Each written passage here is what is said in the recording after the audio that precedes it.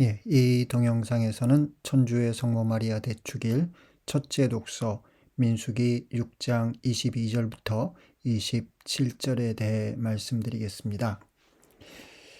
민수기는 모세오경의 네 번째 책이지요. 히브리 말로는 그 제목을 버미드바라고 합니다. 그러면 이제 전치사로 뭐 영어의 in과 같은 의미죠. 어디에 미드바르 그러면 광야라는 뜻입니다. 이 제목은 민수기 1장 1절에서 나왔습니다. 이스라엘 자손들이 이집트 땅에서 나온 그 이듬해 둘째 달 초하룻날 주님께서 시나이 광야에 있는 만남의 천막에서 모세에게 이르셨다. 예, 이 1장 1절과 함께 민수기가 시작하는데요. 모세오경의 그 각 책의 제목들은 그 1장 1절에서 그 책을 특징 지을 만한 한 부분을 따온 것입니다. 그래서 이제 우리말에서는 이제 광야에 라고 한 부분이 되겠지요.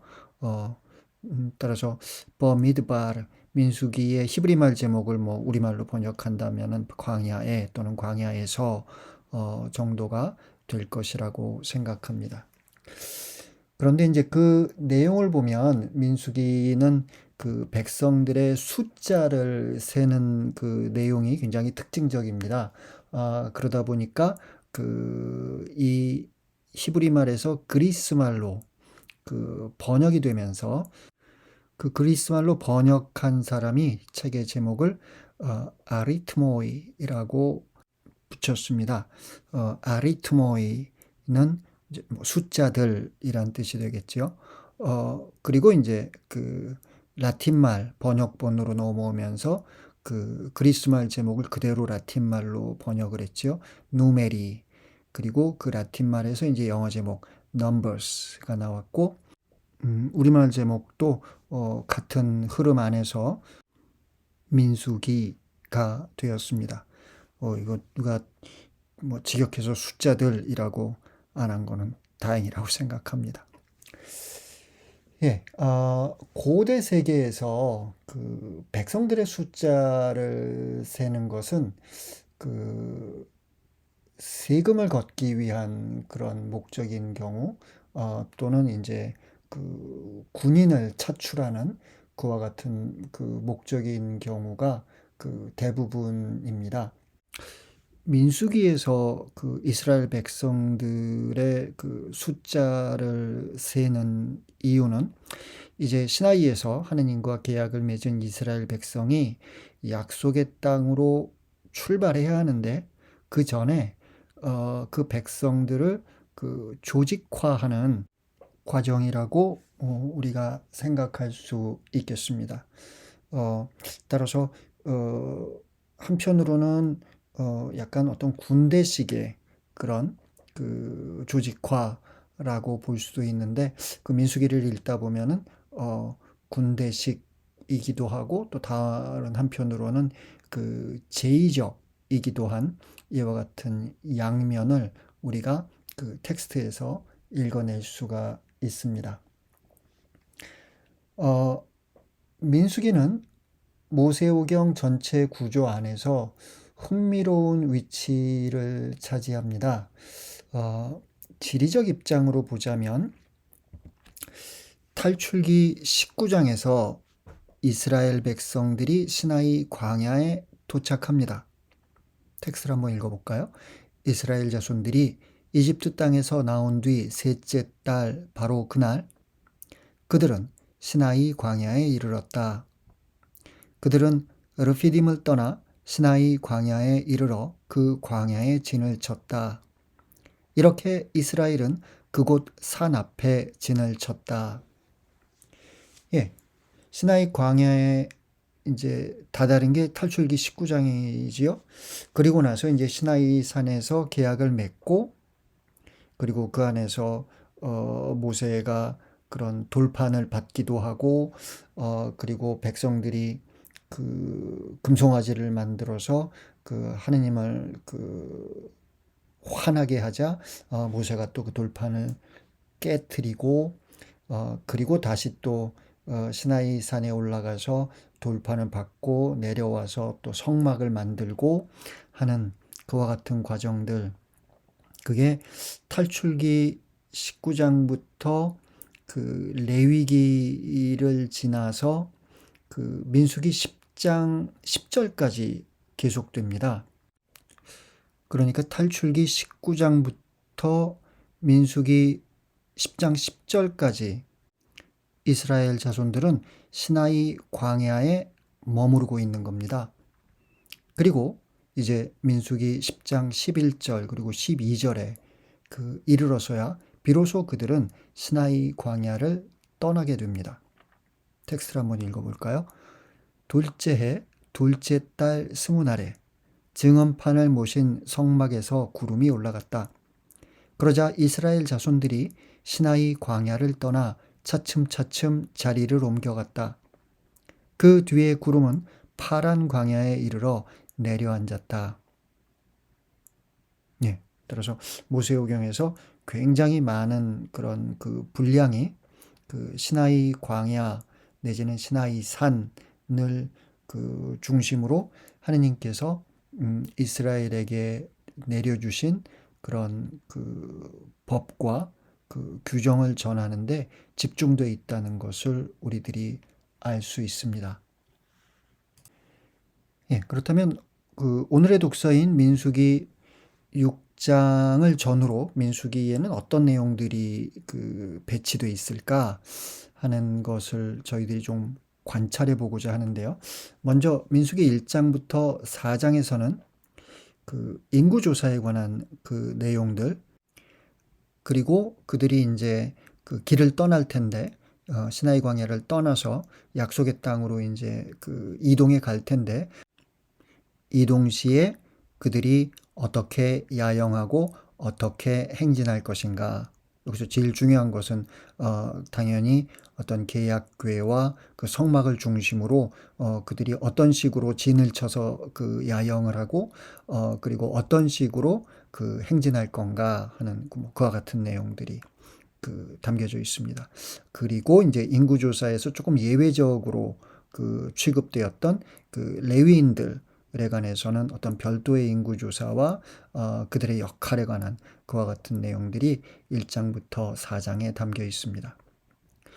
그리고 이제 5장과 6장이 있고 뒤따르는 7장 1절부터 10장 10절은 그 출발을 준비하는 이제 시나이 광야를 떠나서 약속의 땅으로 이제 출발하게 되는데 그 출발을 준비하는 그와 같은 그 내용이 7장 1절부터 10장 10절이고요. 이제 그 사이에 이제 민수기 5장과 6장이 그 껴 있는 거죠. 그런데 앞뒤의 어떤 그 흐름과 이게 어떻게 연결되는 거지? 그 하는 것을 조금 논리적으로 설명하기는 어려운 내용들이 나옵니다. 민수기 5장에서는 그 부정한 사람의 처리, 잘못에 대한 배상, 또 간통 혐의가 있는 여자에 관한 규정들이 나오고요. 민수기 6장에서는 나지레인의 서원과 그 축복에 관한 내용이 나옵니다. 하느님께 서원을 하는 나지레인의 경우 그 서원 기간 동안 포도주를 먹지 말고 머리를 깎지 말라는 이런 규정과 아론과 그의 아들들이 이스라엘 자손들에게 할 축복이 과연 어떻게 문학적으로 연결되는지에 관해서 명확하게 설명하기는 좀 어려운 것 같습니다. 나아가 5장에서 그 이미 말씀드린 부정한 사람의 처리, 잘못에 대한 배상, 간통 혐의의 여자에 관한 내용들이 왜 여기 배치되어 있는지 설명하기도 쉽지 않은 것 같습니다. 주석가들마다 뭐 의견이 있는데요. 뭐 예를 들어 앞선 탈출기 후반부, 레위기, 그다음에 민수기 전반부에서 그 법과 규정들이 쭉 나열되었는데 거기서 미처 얘기하지 못한 그 몇몇 가지를 여기서 이제 마지막으로 그 추가하였다. 일종의 어떤 그 법전의 부록 같은 그와 같은 그것이 그 5장과 6장이다라고 그 설명하는 사람들도 있고요. 또는 이동시에 일어날 수 있는 이런 문제들에 대해서 어떤 식의 어떤 제의적 대처가 적절한가에 관한 하나의 그 원칙이 민수기 5장에서 그 제시되어 있고 민수기 6장에서는 그와는 반대로 매우 긍정적인 그런 관점에서 하느님께 더 가까이 나아가기 위한 나즈레인의 서원은 어떻게 해야 하는지, 그리고 그렇게 문제를 극복하며 하느님께서 그들에게 주신 약속의 땅으로 나아가는 그런 공동체와 그 함께하는 여정에서 그 사제는 공동체를 어떻게 축복해야 하는지에 관한 내용이 그런 5장과 6장의 내용이다라고 그 해석하는 주석가도 있습니다. 예, 민수기 6장 22절부터 27절은 레위기 9장 22절부터 24절과 문학적으로 연관되어 있는 것처럼 보입니다. 레위기 9장 22절부터 24절은 이제 아론이 대사자가 된 후 첫 제물을 드리고 백성을 축복하는 내용입니다. 텍스트를 한번 읽어볼까요? 그런 다음에 아론은 손을 들어 백성에게 축복하였다. 이렇게 그는 속죄 제물과 번제물과 친교 제물을 다 드리고 내려왔다. 모세와 아론은 만남의 천막에 들어갔다 나와서 백성에게 축복하였다. 그러자 주님의 영광이 온 백성에게 나타났다. 그때 주님 앞에서 불이 나와 제단 위의 번제물과 굿기름을 삼켰다. 온 백성은 그것을 보고 환성을 올리며 땅에 엎드렸다. 예, 여기서 이제 아론이 이제 백성에게 축복을 하고 또 모세와 아론이 백성에게 축복하는 이런 내용이 나오는데 그 축복이 과연 그 어떻게 이루어졌는지에 관해서 그 뭐 텍스트는 자세한 정보를 주지 않습니다. 민수기 6장은 그 점을 그 보충하고 있다고 볼 수 있겠죠. 반면에 시편 67편은 축복문을 전하고 있는데요. 그 내용이 오늘 첫째 독서보다는 조금 길지만 오늘 첫째 독서와 그 유사한 점이 그 발견됩니다.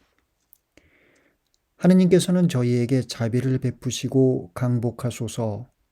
당신 얼굴을 저희에게 비추소서. 그리하여 세상에 당신의 길이, 만민에게 당신의 구원이 알려지게 하소서. 하느님, 민족들이 당신을 찬송하게 하소서. 민족들이 모두 당신을 찬송하게 하소서. 결애들이 기뻐하고 환호하리니 당신께서 민족들을 올바로 심판하시고 세상의 결애들을 이끄시기 때문입니다. 하느님, 민족들이 당신을 찬송하게 하소서. 민족들이 모두 당신을 찬송하게 하소서. 땅이 제 소출을 내주었으니 하느님, 우리 하느님께서 우리에게 강복하셨네. 하느님께서는 우리에게 강복하시리라. 세상 모든 끝이 그분을 경외하리라. 예, 오늘날 그 연구가들은 오늘의 첫째 독서인 민수기 6장에 나오는 그 사제의 축복이 시편 67편보다 더 오래된 것으로 봅니다. 따라서 시편 67편이 그 민수기 6장에 나오는 그 사제의 축복에 영향을 받아서 조금 더 그 확장된 그 축복문으로 그 발전한 것이 아닌가라고 그 구약 연구가들은 생각합니다.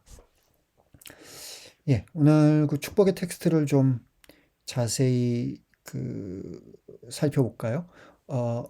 모두 세 문장이죠. 직역하자면 다음과 같습니다. 야훼가 너를 축복하고 너를 지켜주시리라. 야훼가 그의 얼굴을 너에게 비추시고 너에게 자비로우시리라. 야훼가 그의 얼굴을 너에게 들어올리고 너에게 평화를 세우시리라. 흥미로운 점은 각 절의 단어 수가 점점 늘어난다는 것입니다. 히브리어 본문에서 24절은 3단어, 25절은 5단어, 26절은 7단어로 이루어져 있습니다. 그리고 각 문장의 둘째 단어는 항상 야훼로 운율이 맞추어져 있습니다. 히브리어 문장에선 그런 거죠. 우리말에서는 이제 야훼가 그리고 이제 문장에 그 주어로서 그 처음에 등장하지만 그 히브리말 어순에서는 이제 그 두 번째 단어로 야훼라는 주어가 등장합니다. 야훼의 축복을 받는 대상은 너입니다. 2인칭 단수죠. 각 절에는 2개의 동사가 등장합니다. 축복하다, 지켜주다, 비추다, 자비롭다, 들어올리다, 세우다. 전반부의 동사는 야훼의 축복에 대한 묘사로 24절은 직설적으로 축복하다라는 동사를 사용했고요. 25절과 26절에서는 조금 은유적 표현을 사용한 거지요. 그의 얼굴을 너에게 비추다. 그의 얼굴을 너에게 들어올리다. 이를 통해 야훼의 축복은 무엇보다도 야훼의 현존, 즉 야훼의 함께 있음이라는 신학적 해석이 가능해집니다. 예. 하나님께서 축복하시는데 그게 무엇냐? 하나님께서 자신의 얼굴을 너에게 비추는 것. 하나님께서 자신의 얼굴을 너에게 들어올리는 것. 예. 그 인간에게 있어서 그 하나님의 얼굴을 바라본다는 것은 그 탈출기에서도 나옵니다만 그건 도저히 감당할 수 없는 그와 같은 일인데 하나님께서 그와 같은 그 영광을 베푸시고 그 이스라엘과 함께 너와 함께 계신다는 이런 어떤 축복에 대한 이해를 우리가 여기서 볼 수 있겠습니다. 그리고 후반부는 그 축복의 효과라고 우리가 이름 붙일 수 있을 것 같습니다. 지켜주다, 자비롭다, 그리고 평화를 세운다. 하느님께서 이스라엘을 축복하시며 그들 안에서 그들과 함께 이루어 나갈 일이 이제 이런 것이죠. 여기서 지켜준다는 것은 무엇보다도 이방 세력으로부터 이스라엘을 보호해 준다는 그런 뜻으로, 자비롭게 대한다는 것은 이스라엘의 번성함을 약속함, 그리고 이스라엘이 하느님께 크고 작은 잘못을 저지르게 될지라도 거기에 대해서 자비롭게 이스라엘을 대하실 거라는 이런 뜻으로 우리가 알아들을 수 있겠습니다. 그리고 평화를 세운다라는 것은 그와 같은 하느님의 보호와 자비 아래에서 하느님 백성이 궁극적으로 누리게 될 안녕과 번영을 의미하는 것으로 알아들을 수 있겠습니다. 이렇게 시나이를 떠나 약속의 땅을 향하는 이스라엘 백성에게 그 두렵고 그 떨리는 여정을 시작하는 이스라엘 백성에게 하느님께서는 사제의 축복을 통해서 하느님의 함께 하심을 일깨워 주십니다. 그 여정에서 너는 결코 혼자가 아니야 라는 것을 잊지 말라고 말씀하시는 하느님을 우리는 이 축복문에서 만나게 됩니다. 저는 오늘의 그 첫째 독서를 읽으면서 이 짧은 축복문이 당시의 이스라엘 그 백성들에게 큰 위로가 되고 또 용기를 주었겠구나라는 그런 생각을 해보았습니다. 예, 그러다가 제 신앙생활에도 위로가 돼 주었던 또 저에게도 용기를 주었던 그런 축복문을 떠올렸는데요. 프란치스칸 베네딕션, 그러니까 그 프란치스칸의 그 축복문이 되겠지요.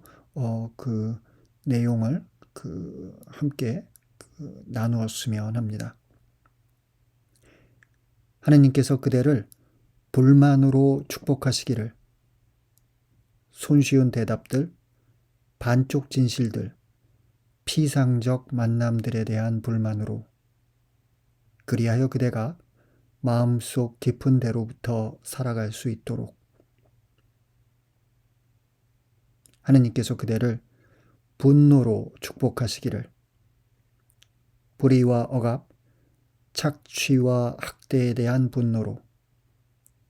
그리하여 그대가 정의와 평등과 평화를 위해 일할 수 있도록. 하느님께서 그대를 눈물로 축복하시기를. 고통, 기아, 전쟁에 대한 눈물로. 그리하여 그대가 슬픔을 위로하는 손을 뻗을 수 있도록. 하느님께서 그대를 어리석음으로 축복하시기를. 세상에서 차이를 만드는 것이 가능하다고 생각하는 어리석음으로. 그리하여 그대가 불가능한 것처럼 보이는 일들을 이룰 수 있도록. 아멘.